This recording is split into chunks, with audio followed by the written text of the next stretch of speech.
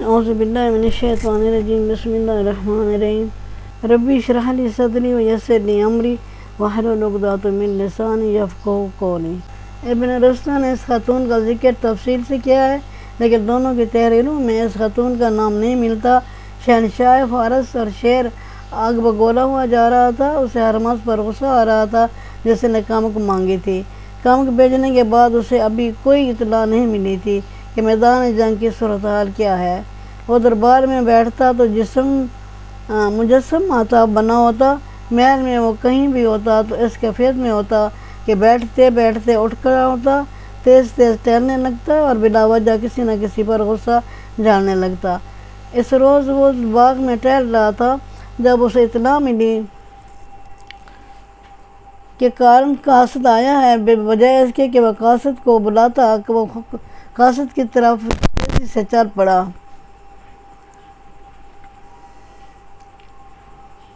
کیا کارن نے ان صحرائی گدڑوں کو کچل ڈالا ہے؟ اردشیر نے پوچھا۔ شہنشاہ فارس قاصد نے کہا، جان بخشی ہو، شہنشاہ غلام اچھی خبر نہیں لایا۔ کیا کارن نے بھی کمک مانگی ہے؟ اردشیر نے پوچھا۔ نہیں، شہنشاہ فارس قاصد نے کہا، سالار ہرمز مسلمانوں کے ہاتھوں مارا گیا ہے۔ مارا گیا ہے؟ اردشیر نے حیرت سے کہا، کیا ہرمز کو بھی مارا جا سکتا ہے؟ نہیں نہیں، یہ غلط ہے، یہ جھوٹ ہے۔ اس نے گرج کر قاصد سے پوچھا، تمہیں یہ پیغام کس نے دیا ہے؟ سالار کارن بن کریاس نے، قاصد نے کہا۔ ہمارے دو سالار کا باز اور نو شجان پسپا ہو کر آ رہے تھے، باقی سپاہ بھی جو زندہ تھی وہ بھی ایک دو کر کے آگے پیچھے آ رہی تھی۔ دریا معقل کے کنارے وہ ہمیں آتے ہوئے ملے۔ انہوں نے بتایا کہ سالار ہرمز مسلمانوں کے ہاتھوں مارا گیا ہے۔ ہرمز مسلمانوں کو انفرادی مقابلے کے لیے للکارا تو ان کا ایک سالار قاصد بن ولید ہمارے سالار کے مقابلے میں آیا۔ سالار ہرمز نے اپنے محافظوں کو ایک طرف چھپا دیا تھا۔ انہوں نے مسلمانوں کے سالار کو گھیرے میں لے کر قتل کرنا تھا۔ انہوں نے اسے گھیرے کو ایک طرف میں لے بھی لیا تھا، لیکن کس طرف سے ایک مسلمان سوار سرپٹ گھوڑا دوڑاتا آیا۔ اس کے ایک ہاتھ میں برچھی اور دوسرے ہاتھ میں تلوار تھی۔ دیکھتے ہی دیکھتے اس نے سالار ہرمز کے 6-7 محافظوں کو ختم کر دیا، لیکن اس وقت مسلمانوں کے سالار نے سالار ہرمز کو گرا لیا اور ایک خنجر سے انہیں ختم کر دیا۔ اردشیر کا سر جھک گیا اور وہ آہستہ آہستہ محل کی طرف چل پڑا۔ جب وہ محل میں پہنچا تو اسے یوں دیوار کا سہارا لے لیا جیسے اسے ٹھوکر لگی ہو، اور گرنے سے بچنے کے لیے اس نے دیوار کا سہارا لے لیا۔ وہ اپنے کمرے تک دیوار کے سہارے پہنچا۔ کچھ دیر بعد محل میں ہڑبونگ سی مچ گئی۔ طبیب دوڑے آئے اور اردشیر پر کسی مرض کا اچانک حملہ ہو گیا تھا۔ یہ صدمے کا اثر تھا۔ فارس کی شہنشاہی شکست سے ناآشنا رہی تھی۔ انہیں پہلی ضرب رومیوں کے ہاتھوں پڑی تھی اور فارس کی شہنشاہی کچھ حصے سے محروم ہو گئی تھی۔ اب اس شہنشاہی کو اس قوم کے ہاتھوں چوٹ پڑی تھی جسے اردشیر قوم سمجھتا ہی نہیں تھا۔ اردشیر کے لیے یہ صدمہ معمولی نہیں تھا۔ کارن بن کریاس ابھی دریا معقل کے کنارے پر خیمہ زن تھے۔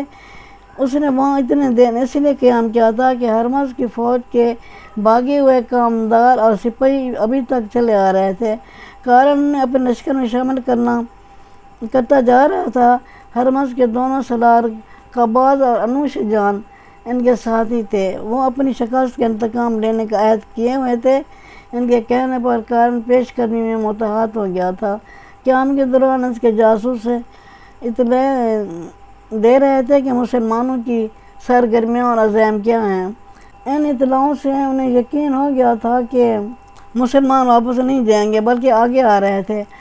حضرت خالد بن ولید نے جنگ سلاسل جیتنے کے بعد قازمہ، ابلا اور چھوٹی چھوٹی آبادیوں کے انتظامی امور اپنے ہاتھ میں لے لیے تھے، لیکن جب وہ آبادیوں میں گئے تو وہاں کے مسلمانوں نے چلا کر حضرت خالد زندہ باد، اسلام زندہ باد، خلاف مدینہ زندہ باد کے نعرے لگائے۔ وہ سرسبز اور شاداب علاقہ تھا عورتوں نے حضرت خالد اور ان کے محافظوں کے راستے میں پھول پھینکے۔ اس علاقے میں مسلمانوں کو بڑی لمبی مدت بعد ایرانی جوروستاباد سے نجات ملی تھی۔ خالد بن ولید، کیا تو ہماری عصمتوں کا انتقام لے گا؟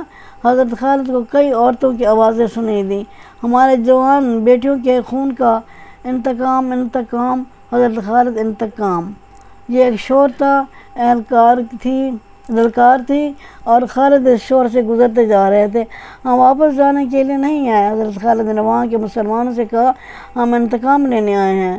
مسلمانوں کے ایک وفد نے حضرت خالد بن ولید کو بتایا کہ اس علاقے میں غیر مسلموں کا وہ بھروسہ نہ کریں، یہ سب فارسیوں کے مددگار ہیں۔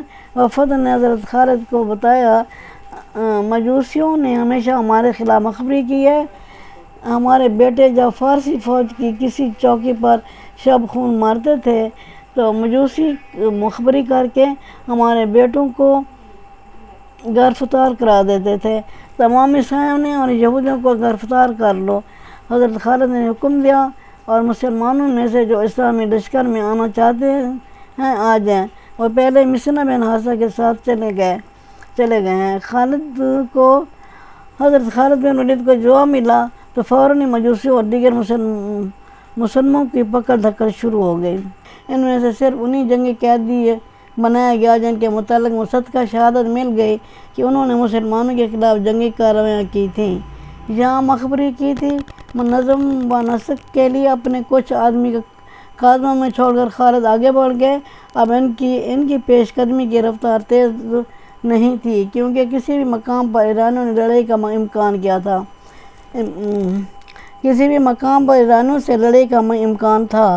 حضرت خالد بن ولید نے اپنے جاسوس جو اس علاقے کے مسلمان تھے آگے اور دائیں بائیں بھیج دیے تھے۔ مسنا بن حارثہ آگے بڑھتا جا رہا تھا۔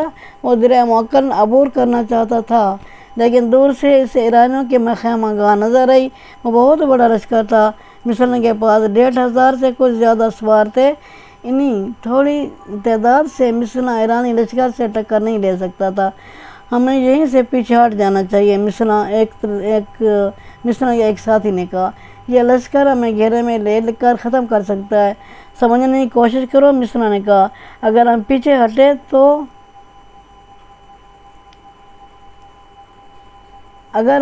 ہٹے تو فارسیوں کے حوصلے بلند ہو جائیں گے،